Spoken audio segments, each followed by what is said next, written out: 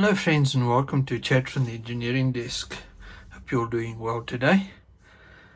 I've got some more stuff on the bench today, and as you can see we have this device over here, a hot plate, which is not normally seen in the company of a variable speed drive.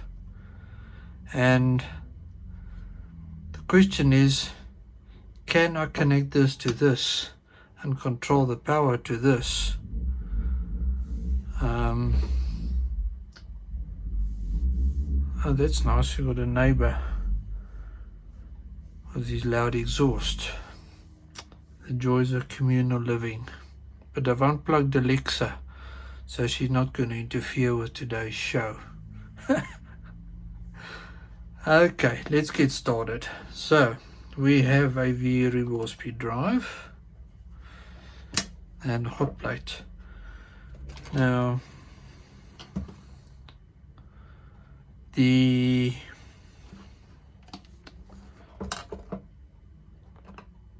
as a side, it's not a place to store your multimeter. Let's just measure the resistance. This knob here is set to max, so it's continuously on. So what we have is 56 ohms. So into 220 volts, it's going to give us around 4 amps. Alright,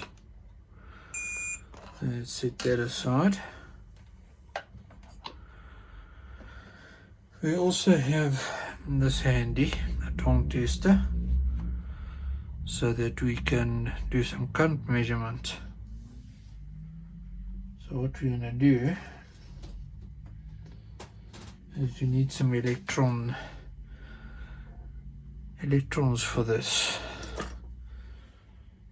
So what you do is you bump the camera, insert these wires. This is a single phase drive, 200 volts. Let's just take these wires out, which we used during yesterday's experiment.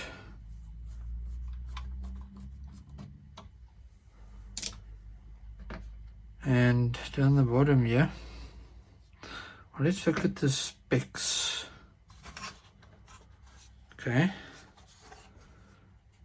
this is a C200, 1 horsepower or 0.75 kilowatts, rated at 4.2 amps.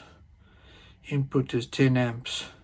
Obviously the output is 3 phase, 220 volts or 240 volts. Note it's 240 in, 240 out, not to 240. A variable speed drive is not a transformer, kiddies. What you put in is what you get out. So, got a couple of terminals down the bottom here. We have live neutral, it's a single phase supply. Your brake chopper, so it's positive, and the brake transistor collector connection, and then UVW, 3 phases out. So what we're going to do is hook up our hot plate to 2 of the phases, like so.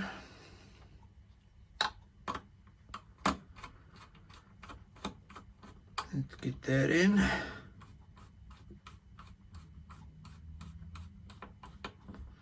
Done. Now that's all we need to do electrically. We're going to stop and start it from the keypad. Let us make room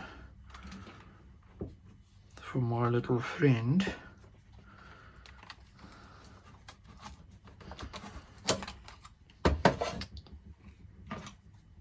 Yeah, that's why you always tug on your wires. Make sure they're in tight. Otherwise you're going to have nasty surprises. the red one over there. Yes, bootlace ferrules would have been a good idea.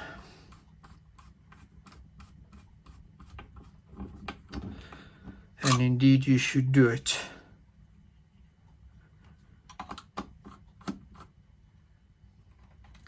Never ever install stuff and leave it looking like this.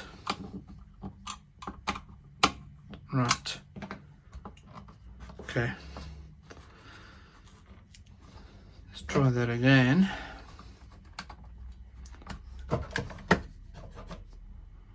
Alrighty.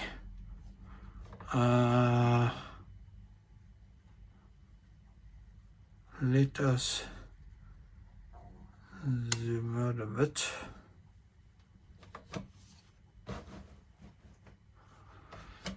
And you see what's happening on the tone tester screen. What we need to do at this stage is power it on. Let's get that done.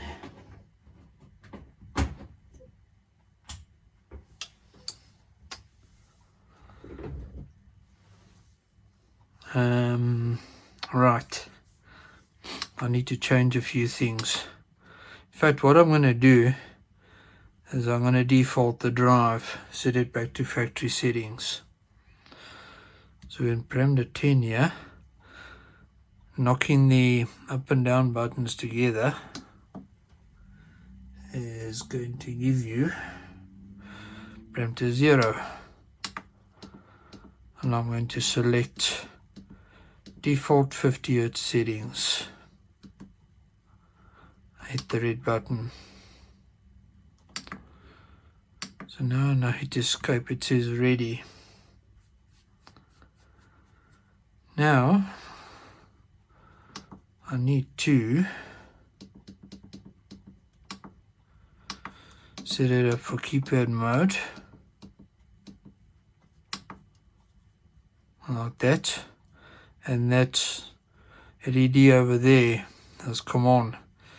That indicates that you're in keypad mode. Let's set that up for current.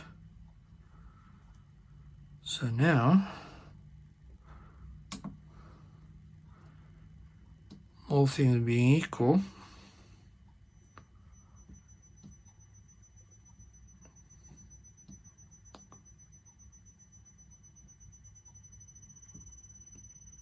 there we go.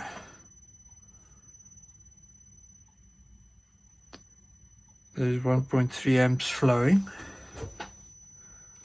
and if I bring in my other little friend, let's just check that the probes are good.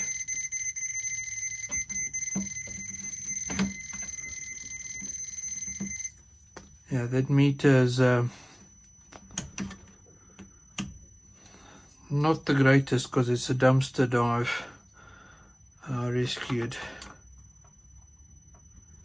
So there's your voltage. 145 volts. Yeah, you can see it.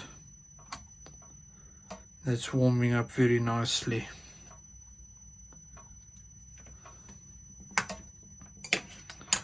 And we're on 1.2 amps. So let's see what happens if we take this up to full whack, as it were. There we go, 3.3 amps, and this thing is creaking away very nicely. Push the stop button, there the current goes down and it stops heating. So if one wanted to, I use this thing for surface mount work. So I put an aluminium plate on top of that and I preheat the PC boards on it. So this is a voltage regulator. is very useful if one wants to control the temperature of this. One can do it open loop by setting this to a certain frequency, or otherwise voltage, and giving it half an hour to stabilize, and measuring the temperature with an infrared barometer or a thermocouple.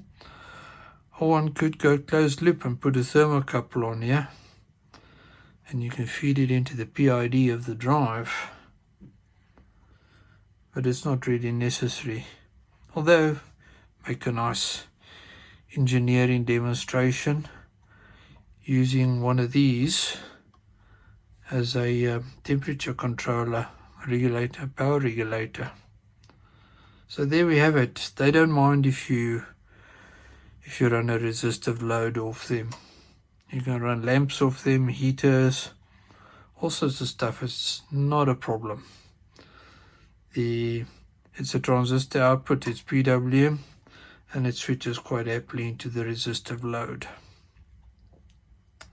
So there we have it, running a hot plate off a VSD to control the temperature. And if you wanted to control your simmering of your sauce, this would work just beautifully. It's not the cheapest way to do it, but very elegant and interesting. You're going to amaze all your friends. That, I think, folks, is going to wrap up this quick little talk on how we do the